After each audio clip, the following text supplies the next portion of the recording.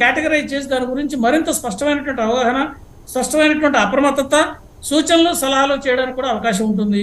అది జరిగేలోగా మనకి ఇంత మునుపు కోవిడ్ గురించి ఏం తెలుసో ఆ అనుభవం దృష్ట్యా మనం చేసినటువంటి ప్రక్రియలు ఏవైతే ఉన్నాయో వాటిలన్నింటినీ తూచా తప్పకుండా పాటించాల్సిన అవసరం అయితే ఉంది. కారణం ఏమిటంటే కొన్ని మరణాల కేసులు రిపోర్ట్ అయ్యాయి కాబట్టి. ఎస్ సార్, కానీ లాక్డౌన్ వచ్చే అంత పరిస్థితి ఉంటుందా అనేది ఒక క్వశ్చన్ సార్. అండ్ సరిగ్గా 3 ఏళ్ల క్రితం కరోనా మహమ్మారి ప్రపంచ మానవాళ్ళనే మొత్తం గడగడలాడించింది. అప్పుడున్నంత సీరియస్నెస్ ఇప్పుడు ఎక్కడ కూడా లేదు సార్. చాలామంది కూడా అంటే వాళ్ళ మెడికల్ షాప్కి వెళ్ళి హ్యాపీగా నాకు దగ్గుంది, జలుబుంది, ఈ ట్యాబ్లెట్స్ ఉన్నాయి, ఈ సిమ్టమ్స్ ఇచ్చేయండి అని ట్యాబ్లెట్స్ తెచ్చుకొని వేసేసుకుంటున్నారు. కనీసం హాస్పిటల్ వైపు కూడా వెళ్ళట్లేదు సార్. మరి ఇప్పుడు ఈ JN.1 ఉన్నటువంటి వేరియంట్ ఎంత డేంజరస్, ఎంత అప్రమత్తంగా ఉండాలి సార్ ప్రజలు? మంచి ప్రశ్న అండి. ఎందుకంటే ఇది అందరికీ వచ్చేటువంటి అనుమానం. ఇది వేరియంట్ వస్తుంది కదా, వెనకటికి లాక్డౌన్లో వెళ్ళిపోతామా, ఏమిటి మన పరిస్థితి, మనం ఏ స్థితిలో ఉన్నాం, అటువంటి భయాలు ఏమి వద్దు. ఎందుకంటే లాక్డౌన్కి వెళ్లకుండా ఉండేటటువంటి ప్రక్రియ ఆల్రెడీ మన దేశంలో చేశారు. ఏం చేశారు? ఎప్పుడైతే మనం 2000 కోట్లు పైబడి మనం వ్యాక్సినేషన్ చేసుకోవడం, హెర్డ్ ఇమ్యూనిటీ రావడం, ఇటువంటి ప్రక్రియలు జరిగాయో ప్రతి వ్యక్తిలోనూ కూడా కొంత ఇమ్యూనిటీ కొంతమందికి అసలు వచ్చి సోకింది, ఎసిమ్ప్టోటిక్ కేసెస్.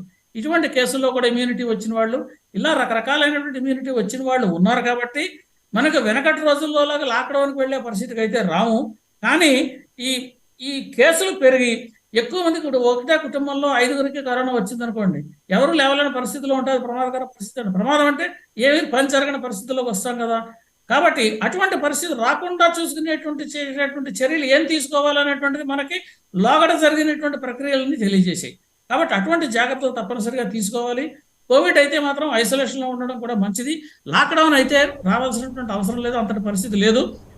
మన భారతదేశంలో మనం చేసుకునేటువంటి వ్యాక్సినేషన్ ప్రక్రియ కావచ్చు, వ్యాక్సిన్లు తయారు చేసిన ప్రక్రియ కావచ్చు, మన శాస్త్రవేత్తలు, మన డాక్టర్లు వాళ్ళు ఉన్నటువంటి అప్రమత్తత కావచ్చు, మన నరేంద్ర మోడీ గారి ప్రభుత్వం ప్రజలందరికీ కూడా ఉచితంగా అందరికీ వ్యాక్సినేషన్ వేయించి అందరికీ ఇమ్యూనిటీ వచ్చి దేశానికి పూర్తిగా ఈ ఆరోగ్యపరంగా ఉన్నటువంటి ఈ సమస్యని చేయడానికి చేసినటువంటి చర్యలు కూడా ప్రపంచవ్యాప్తంగా కూడా మన దేశంలో అద్భుతమైనటువంటి పరిణామాలు చూపించాయి.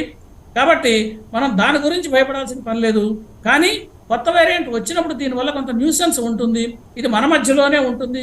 ఈ వేరియంటే కాదు, కొత్త వేరియంట్ కూడా వచ్చే అవకాశం ఉంటుంది. ఎండమిక్గా ఉంది. ఈ ఎండమిక్ ఒకదాంతో ముడిపడి ఉన్నాయి కాబట్టి పాండమిక్ నుంచి ఎండమిక్ తీసుకువచ్చాము ఉన్నాయి కాబట్టి.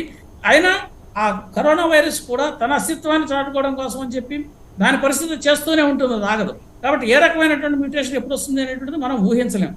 ఇంకొక ముఖ్యమైన విషయం కూడా మనం తెలుసుకోవాల్సింది ఏంటంటేనండి, నిర్మాణాన్ని బట్టి, అంటే కోవిడ్ జీనోమ్ నిర్మాణం కానీ లేదా దాంట్లో ఉన్న ప్రోటీన్ నిర్మాణాలను మనం తెలుసుకున్నప్పటికీ కూడా ఈ నిర్మాణం వల్ల ఈ కొత్త రకమైనటువంటి లక్షణాలు వస్తాయి అని ఊహించగలిగేటువంటి శక్తి సామర్థ్యాలు ఇప్పుడు శాస్త్రవేత్తల్లో ఎక్కడ కూడా లేవండి.